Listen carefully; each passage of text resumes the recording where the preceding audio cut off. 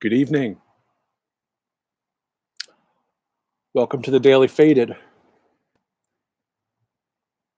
Gonna wait for a couple of viewers to join us here. All right, we got one viewer. That's a start. Maybe we'll get a couple of more. I hope you're doing well tonight. I hope you survived the coronavirus today. We're gonna be talking about that a lot tonight because I think that really is the top news story of the day, despite the election.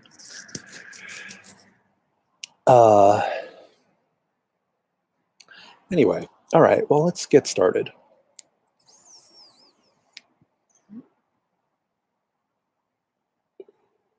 I hope you can enjoy me with a smoke or a glass of something you like.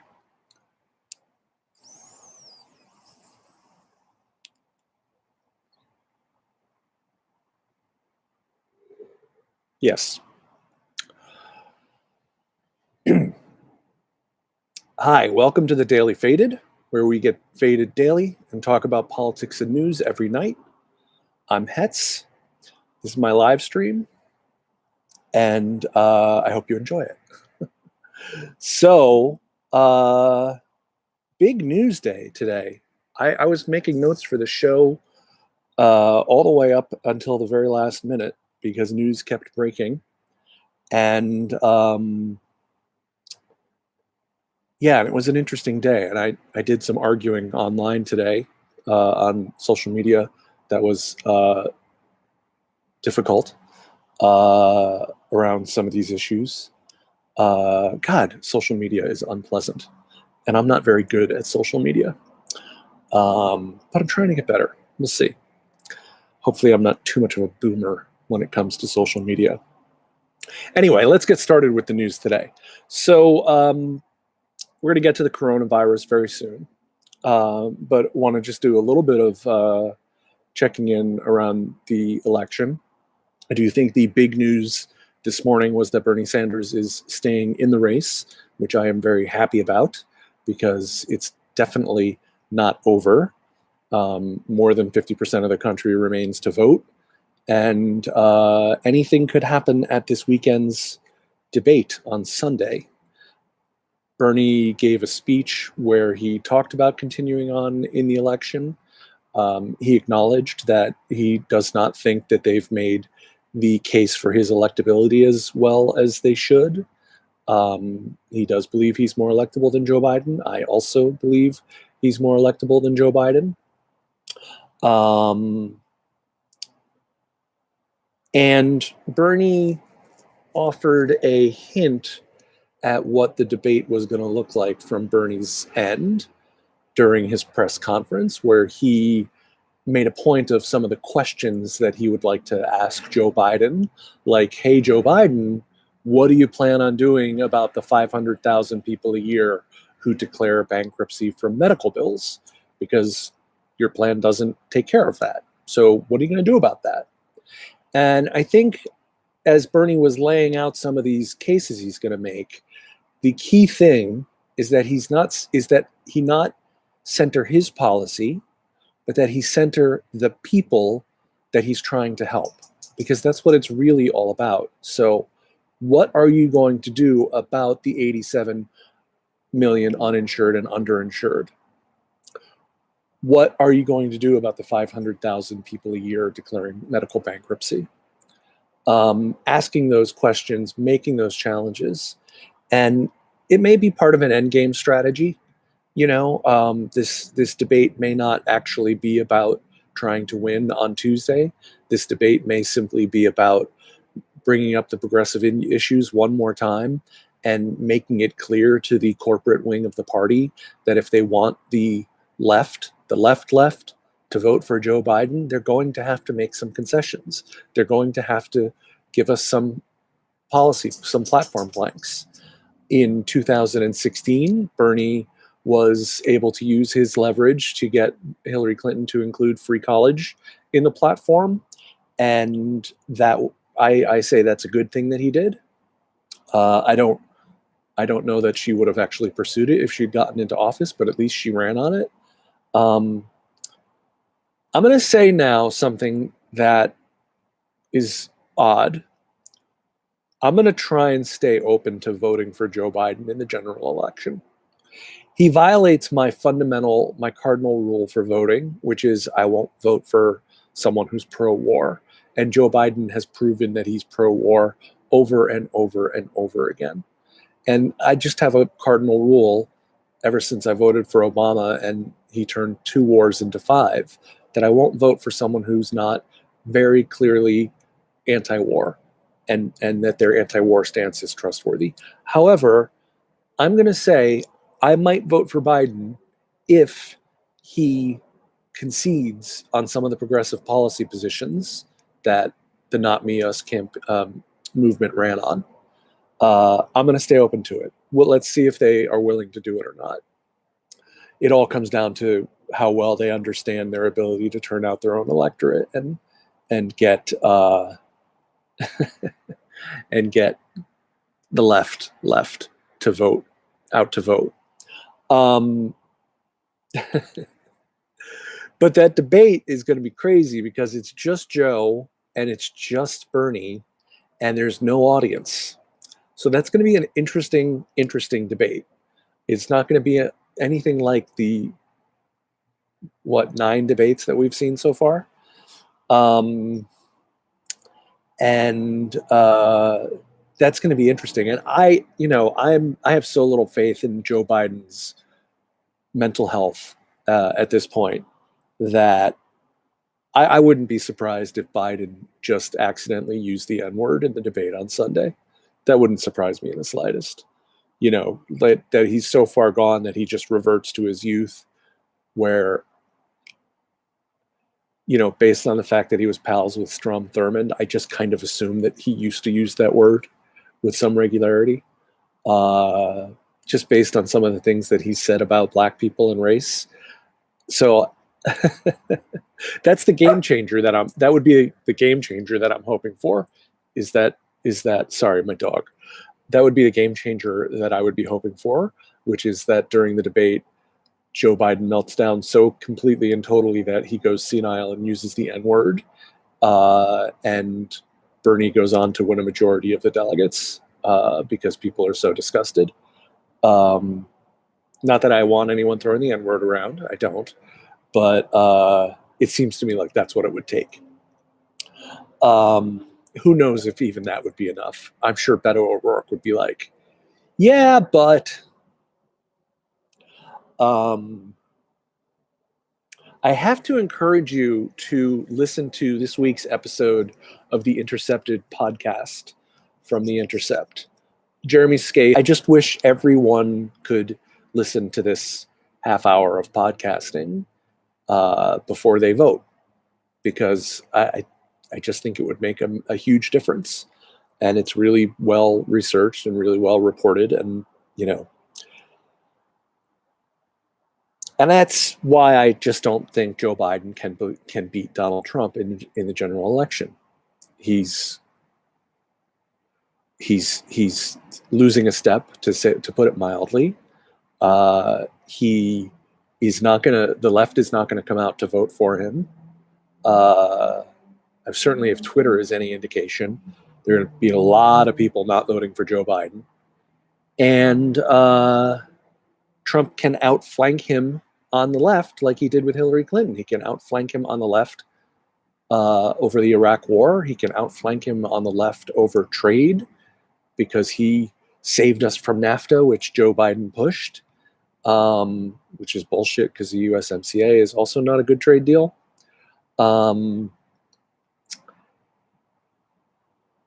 He's going to get him on the left from about Social Security, even though he's tried to cut it 3 times. He's going to say that Joe Biden, he tried to cut it more. So I don't think Joe Biden can beat Donald Trump. However, the October surprise could be happening right now in March.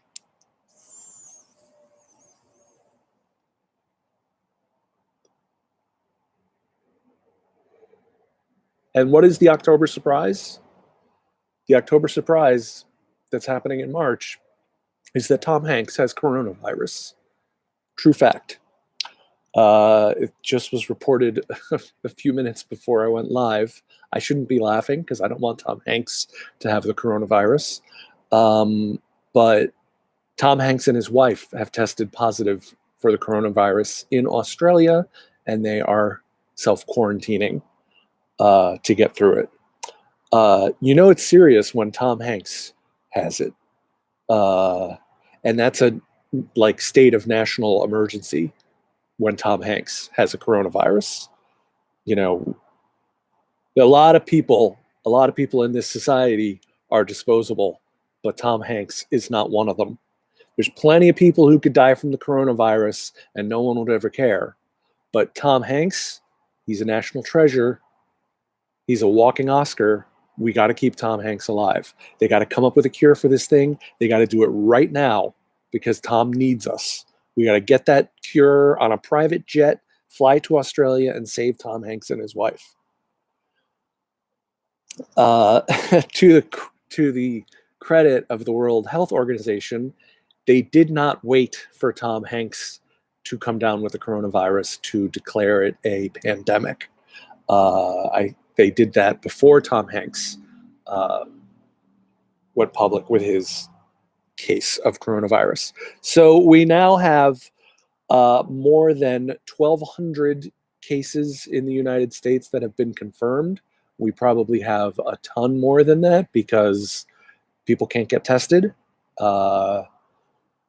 I saw one headline tonight. I don't know. I can't back it up, but I saw a headline that the Trump administration has denied requests for tests to 2 different governors. And we've got 1,200 confirmed cases. We've certainly got far more than that actual cases, and that's in 40 states with at least 31 deaths so far in the United States. And I'll get to the world picture in a minute, but I want to talk a little bit more about the U.S. I made a lot of notes tonight, so I apologize for looking away at my notes. I would put them up on the screen and read them to you if I knew how to stream that way, but I don't. So anyway, I watched Trump's Oval Office address at 6 o'clock Pacific, 9 o'clock Eastern tonight, so that you don't have to. Hoping that you missed it because it was awful. He was fidgeting with his hands the whole time, and it looked like a hostage video. He did not want to be there, and he did not know how to say the words in a way that made you have faith in the United States government. He barred all travel to Europe, not including the United Kingdom, for the next 30 days. He made a request of Congress for $50 billion in small business loans from the Small Business Administration for small businesses to take out loans to get through the period of the outbreak. I'm a little bit suspicious of that because a lot of times that's small businesses like a small investment company that has 10 employees and they take out a massive low interest loan. And, I don't mind, the guy who owns the diner getting a small business loan to deal with the fact that no one's coming in to eat at his restaurant and he needs to pay the bills. Totally down with that. But the devil's in the details on that. I didn't think the $8 million package that the House passed yesterday was good enough, was enough money. And so, but yeah, Trump went on and on about how amazing our economy is and how our economy puts us in a good place to deal with this emergency situation, as if our economy is going to cure everyone of coronavirus. It was bizarre. He's so paranoid about the stock market and so paranoid about going into a recession, and maybe he should be, but he should be putting people's lives first. He did say that all of the health insurance companies have agreed to waive all co-payments and cover all coronavirus treatments. So that's good. Something from the insurance companies. somehow I imagine they'll get around that.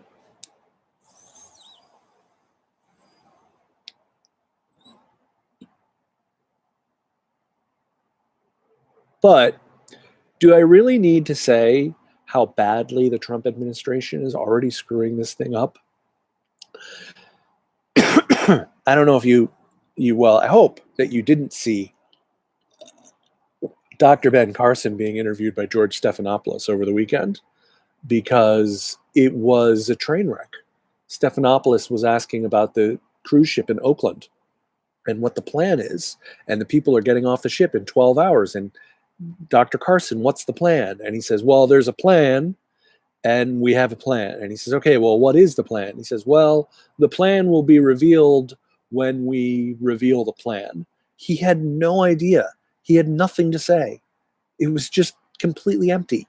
And George Stephanopoulos says to him, you're the representative for the Trump administration that we were given, but you don't know anything.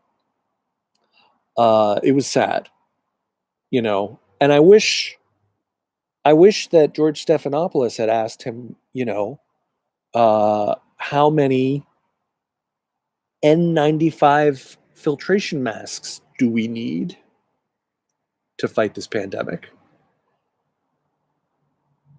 Because we need 300 million of these face masks for doctors and nurses.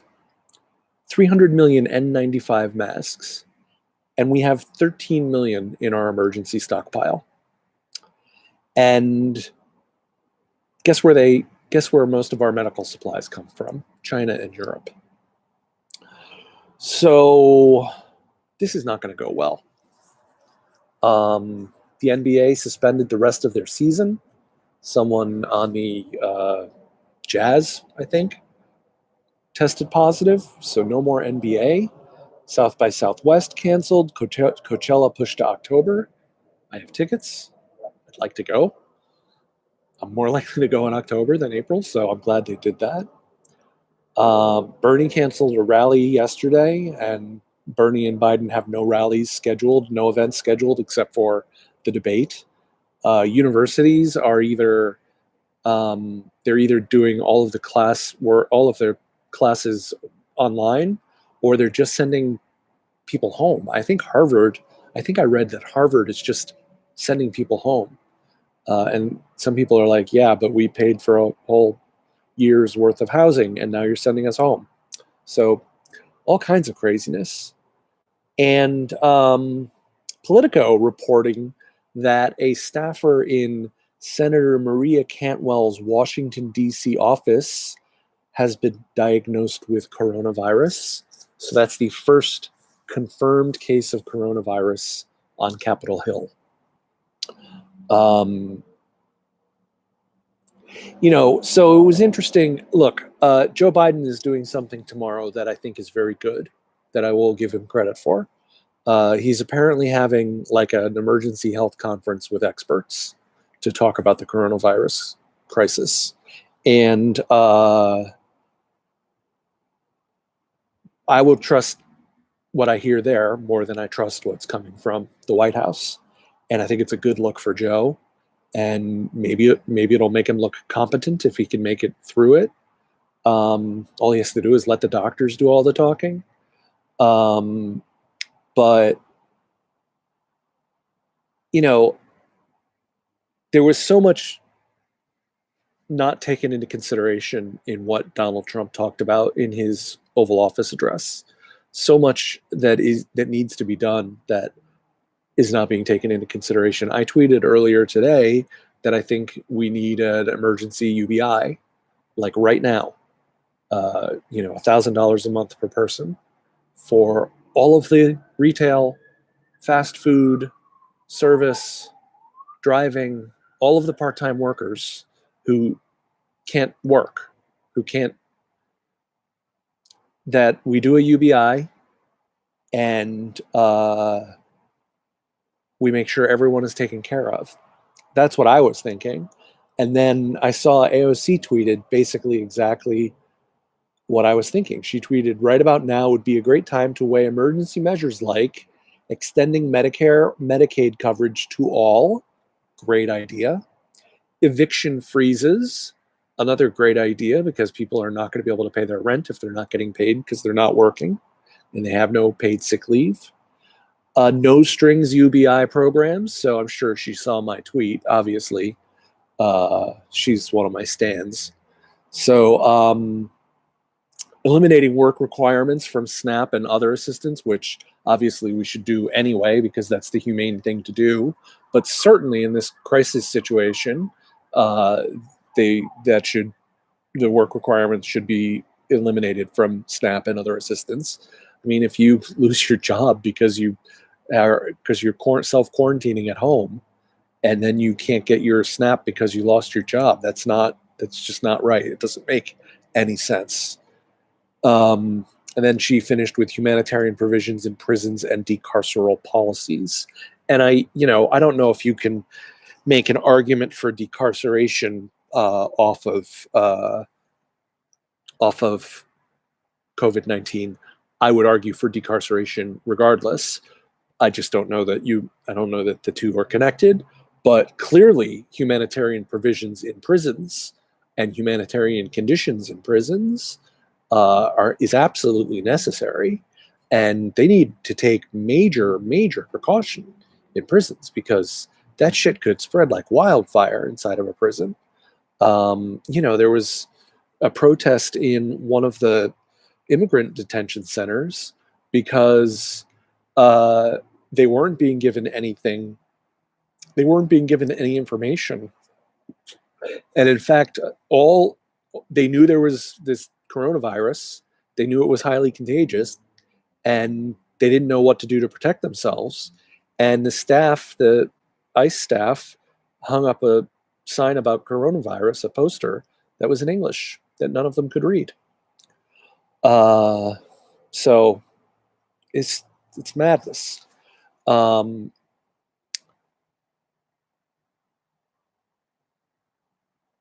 Yeah, I think you might be right, Go Demon.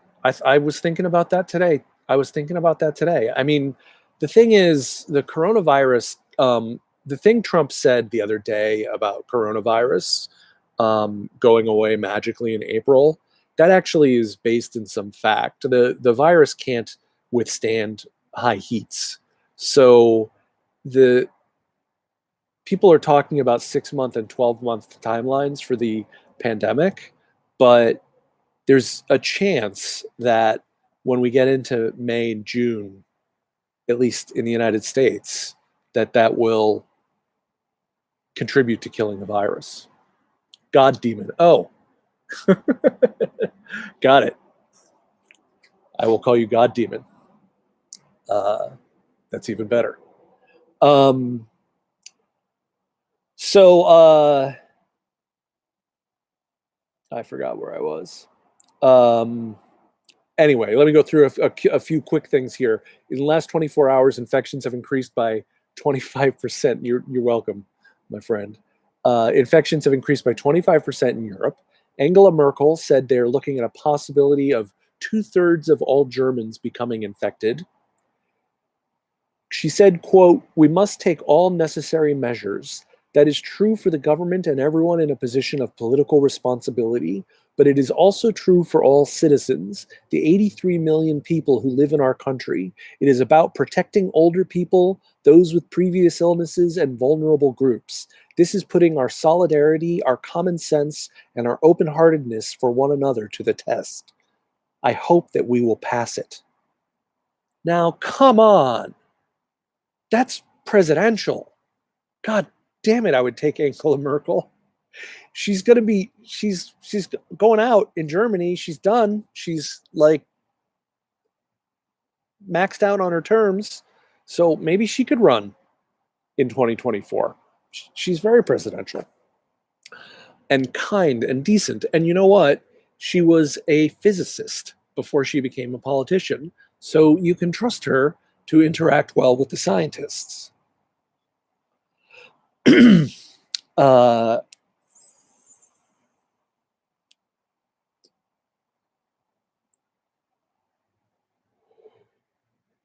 Still smoking the Northern Lights, and it is, yeah. So an infectious disease expert by the name of Michael Osterholm was on Joe Rogan yesterday, and he's written several books about this, and he wrote a book in 2017 where he basically predicted this coronavirus outbreak. And he said that based on the epidemiology so far, that coronavirus could be 15 times worse than the worst flu season. He said it, again, based on the epidemiological studies, they're projecting there could be as many as 46 million hospitalizations in the United States and 96 million cases. That's got to be worldwide, not in the United States, with over 480,000 deaths over the next 6 months. That's got to be worldwide. I must have gotten that wrong. Anyway, 46 million hospitalizations, 96 million cases, with over 480,000 deaths over the next 6 months. People can be contagious with no symptoms, and one of the high risk pools to die from the disease is obesity. So America is fucked. 3 weeks ago, there was like no problems in Italy. Now they've literally shut down the entire country. Yesterday, they told everyone to stay home. Today, they told all of the businesses to close down. So that's just spiraled incredibly. There's 120,000 cases confirmed worldwide, over 4,300 deaths. Iran has a big problem. South Korea's got a lot of cases, although they're handling it very well. A lot of outbreak in Japan, obviously all over Europe. I saw the first death in Africa happened in Egypt. I believe it was a German died in Egypt. So I've been wanting to talk about this for the last couple of nights, and I just haven't gotten around. I haven't gotten the chance because I've kind of worked my way through the stream and gone off on too many tangents to actually get to talking about it. But today seemed like a perfect time to talk about it, which is there was an article in the New York Times a couple of days ago. The rich are preparing for coronavirus differently. They're buying expensive designer face masks, expensive hand sanitizers, some with floral notes of pear and bergamot. Very expensive fanny pack survival kits, and even a market for expensive biohazard bags. Because apparently the biohazard bag you could get at Target is just not good enough. You need to get the biohazard bag with Bluetooth. That's the one you need. Some wealthy people have told Bloomberg News that they have been staying in their Hamptons homes and are prepared to jet off to cabins in Idaho if things get worse. And The Guardian reported that executives have chartered jets for evacuation flights out of China and other affected areas, which is great because they're probably infected and they'll charter a jet and they'll come back here and they'll start infecting people fresh. So good job, rich people. But this may have been the best. So they're canceling plans in villas in the south of France and going on chartered yachts instead. Southern Jet, a private jet company in Florida, ran a coronavirus special. They sent an email out to all of their customers advertising a special rate on their jets to escape coronavirus. And they were properly vilified for it. The rich have VIP concierge doctor services, VIP private emergency rooms at high-end hospitals. So it's an entirely different picture if you're rich. you're rich. You have a whole array of options, a whole array of things you can do to deal with this possibility of catching this fucking disease. But if you're not rich, if you're like the rest of us, you don't know if you can afford to go see the doctor. You got to take time off from work and you're not going to get paid. You don't have any choices. You don't have any options.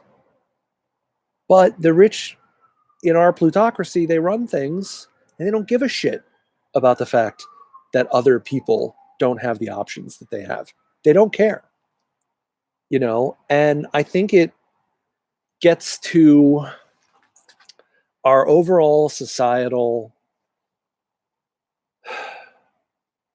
understanding of the poor and the working class and the middle class. The Hollywood picture of the middle class is a picture of the upper class. You meet a Hollywood couple that has an apartment in Manhattan and a movie couple that has an apartment in Manhattan, and they're supposed to be middle class characters, but they've got an apartment that's a $20 million apartment in Manhattan. We don't show the working class in movies and television much anymore. If anyone can name something where we do, let me know. It was one of the reasons I was happy that Roseanne was back on. I thought that was a good show to bring back because it's one of the great shows for looking at what working class lives are like. And that's what I grew up in. And, and it's a struggle week to week, You go back further in the 70s, you had One Day at a Time, you had Good Times, what was it? Flo's Diner or whatever it was, like very working class shows, even the workplace shows, even like WKRP in Cincinnati or something like that. Everyone looked like a normal working American. You watch TV shows today and they all look rich. And if you just, add up the cost of the clothes that they're wearing and the cars that they're driving and the homes that they live in, they're well off. And we're told that that's middle class, which makes everyone who has less than what they see characters in movies having feel like, what the fuck? So it's all connected to me. It's all connected. So, yeah, I've got more stuff to talk about, but it's going to have to wait. The one other thing that I did have one minor success today on Twitter. I got into a terrible Twitter argument with someone about sexism. It sucked. The argument sucked. I wasn't trying to. Anyway, in that, I tweeted, trying to defend myself, that I've only donated to one male candidate, Bernie. But over the last 4 years, I've donated to AOC, Ilhan Omar, Rashida Tlaib, Jessica Cisneros, and Tulsi Gabbard, and Morgan Harper. So I've supported a ton of women. Basically, someone was telling me that because I didn't support Warren, I'm a sexist. So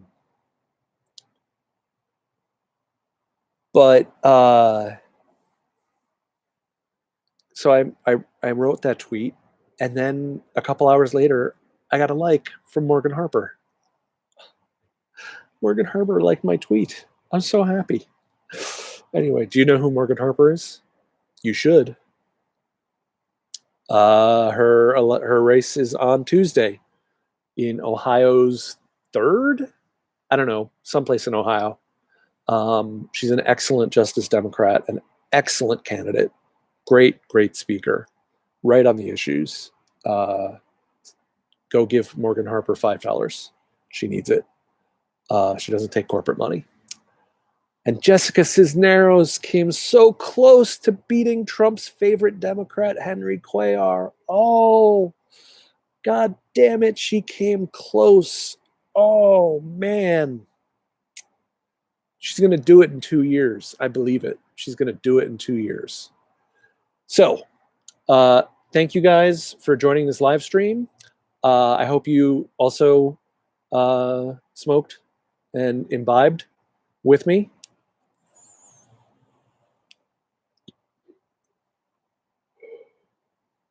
I will be back tomorrow night at 11 o'clock Eastern, 8 o'clock Pacific. Follow me on Twitter at @the_Hetz. Please like and share this video. And if you love this content, please consider patreon.com/thedailyfaded. I would love to have your support. Thanks a lot, guys. I will see you tomorrow.